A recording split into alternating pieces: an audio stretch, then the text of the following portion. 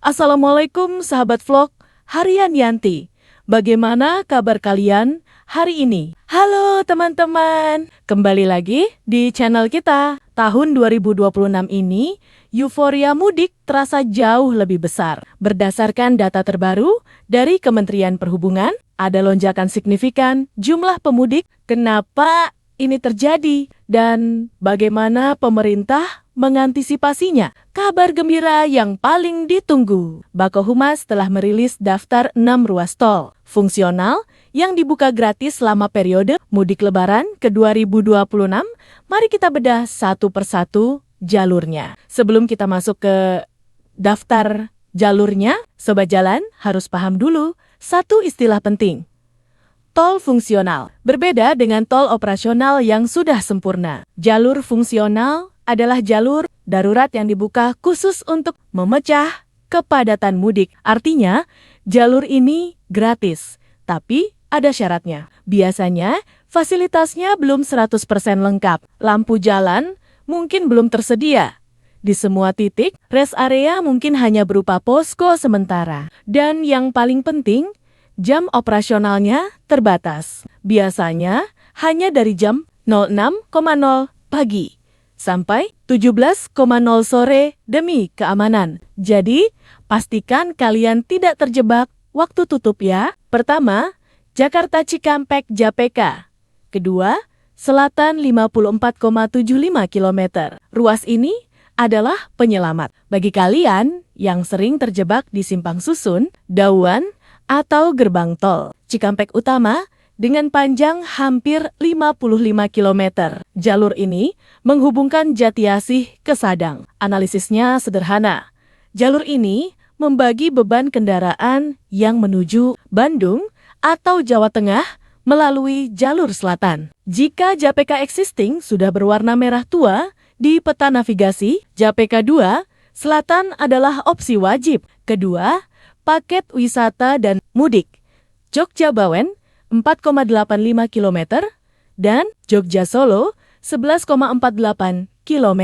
Bagi pemudik tujuan DIY, dua ruas ini adalah kunci. Meskipun jaraknya terlihat pendek, pengaruhnya besar terhadap waktu tempuh. Jogja Solo memangkas kemacetan legendaris di perempatan Kartasura. Kamu bisa langsung tembus lebih dekat ke Klaten atau Sleman. Jogobowan membantu kendaraan dari arah Semarang agar tidak menumpuk di jalan raya. Magelang yang penuh persimpangan. Ini akan memotong waktu masuk ke wilayah Jogja hingga 30-45 menit dalam kondisi padat. Ketiga, Probolinggo Banyuwangi Perwangi Tohab I-4968 km. Ini adalah ujung timur pulau Jawa. Ruas sepanjang hampir 50 km ini sangat krusial bagi mereka yang ingin menyeberang ke Bali. Dengan adanya jalur fungsional ini, perjalanan menuju pelabuhan Ketapang akan jauh lebih lancar karena menghindari titik-titik pasar tumpah di wilayah Probolinggo Timur dan Situbondo. Setiap tahun, Indonesia mencatat pergerakan manusia terbesar di dunia dalam waktu singkat. Mudik bukan sekadar pulang kampung.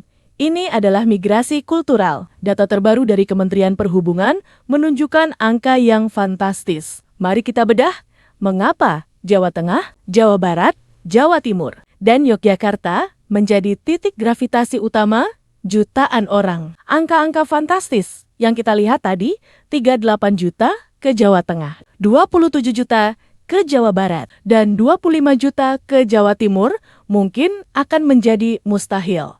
Atau setidaknya menjadi bencana logistik jika kita masih berada di era satu dekade yang lalu. Inilah titik di mana infrastruktur mengubah segalanya. Mari kita bicara tentang Tol Trans Jawa. One, menyatukan ujung ke ujung. Dulu, perjalanan dari Jakarta menuju Surabaya bisa memakan waktu 20 hingga 24 jam dalam kondisi normal dan bisa membengkak menjadi 2 atau 3 hari saat puncak mudik. Jalur Pantura, Pantai Utara adalah satu-satunya urat nadi yang selalu mengalami penyumbatan parah. Namun, dengan terhubungnya Tol Trans Jawa sepanjang lebih dari 1.100 km. Struktur pergerakan manusia di Pulau Jawa berubah total. Kedua, efisiensi waktu dan psikologi pemudik. Infrastruktur ini bukan hanya soal aspal dan beton, tapi soal efisiensi waktu. Mengapa angka menuju Jawa Tengah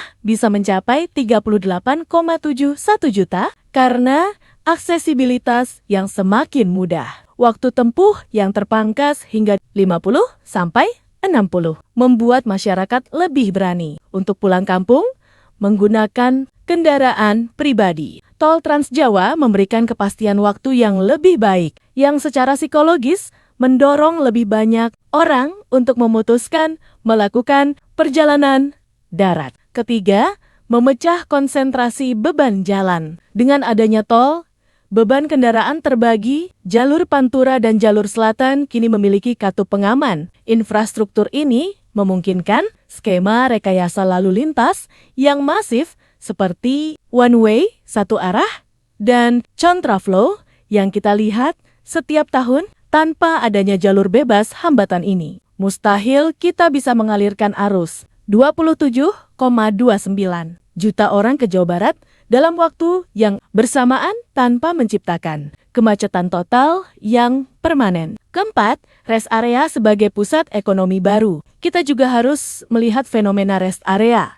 Di balik angka jutaan orang tersebut, ada kebutuhan logistik yang luar biasa. Jalan tol menyediakan kantong-kantong istirahat yang terintegrasi. Ini bukan lagi sekadar tempat parkir dan toilet, tapi menjadi titik distribusi ekonomi bagi UMKM lokal. Puluhan juta pemudik ini berhenti, makan, dan berbelanja, yang secara langsung menyebarkan kemakmuran dari para perantau ke daerah yang dilintasi tol tersebut. Kelima, tantangan di balik kemudahan. Namun, infrastruktur yang mumpuni juga membawa tantangan baru. Euforia Trans Jawa terkadang membuat penumpukan di gerbang-gerbang tol utama, seperti Kali Kangkung di Semarang atau Cikampek Utama. Ingat sobat jalan, karena ini jalur fungsional. Batas kecepatan biasanya dibatasi maksimal 40-60 km/jam. Permukaan jalan mungkin belum semuanya aspal halus atau beton sempurna. Beberapa titik mungkin masih berupa base, course, atau beton tipis. Jadi, pastikan ban kendaraan kalian dalam kondisi prima. Kemana semua orang pergi? Data Kemenhub menunjukkan konsentrasi pemudik masih terpusat di Pulau Jawa. Mari kita lihat angkanya. Penyajian data Jawa Tengah 38,71 juta orang. Kenapa? Jateng selalu jadi magnet utama, geografis sebagai titik tengah. Jawa Barat 27,29 juta orang. Pergerakan lokal, Jabodetabek, Jawa Timur 25,09 juta orang. Kesiapan tol Trans Jawa hingga ujung timur. Yogyakarta 8,2 juta orang.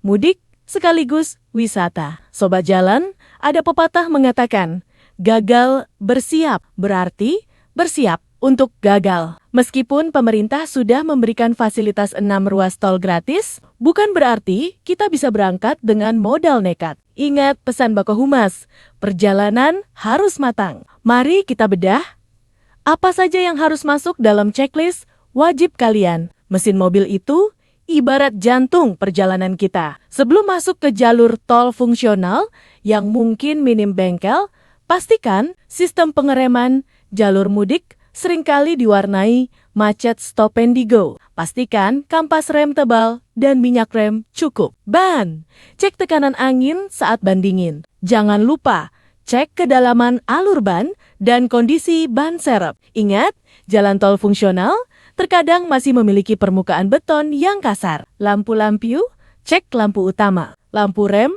dan yang paling penting, lampu sein. Di jalur fungsional yang mungkin belum ada lampu penerangan jalan. Lampu kendaraan Anda adalah satu-satunya sumber cahaya. Cairan mesin, oli, air radiator, dan air wiper. Jangan sampai mesin overheat di tengah kemacetan. Rest area saat puncak mudik pasti akan penuh sesak. Bahkan, terkadang diberlakukan sistem buka tutup. Bagaimana? Solusinya, bawa makanan tahan banting, Siapkan bekal yang tidak mudah basi, seperti abon, kering tempe, roti, atau buah-buahan. Ini membuat Anda tidak perlu mengantre lama di rest area hanya untuk sekadar makan siang. Stok air mineral, dehidrasi bisa membuat konsentrasi menurun. Pastikan stok air minum cukup untuk seluruh anggota keluarga. Prinsip masuk rest area. Masuklah ke rest area untuk buang air kecil atau ibadah, bukan untuk nongkrong lama. Jika sudah selesai, segera lanjutkan perjalanan agar orang lain bisa bergantian menggunakan fasilitas tersebut. Persiapan yang matang bukan hanya soal kenyamanan kita sendiri, tapi juga bentuk toleransi kita kepada sesama pengguna jalan. Dengan kendaraan yang prima, saldo yang cukup, dan tubuh yang fit, kita sudah berkontribusi untuk membuat mudik 2026 ini berjalan lebih lancar. Itulah rincian lengkap mengenai mudik 2026. Manfaatkan jalur fungsional dengan bijak. Tetap patuhi rambu lalu lintas. Dan yang terpenting, utamakan keselamatan daripada kecepatan. Terima kasih banyak yang sudah menonton video dari awal hingga akhir. Jangan lupa untuk like, komen, dan subscribe. Lalu share ke keluarga tercinta untuk tips dan informasi lainnya. Sampai jumpa di video berikutnya.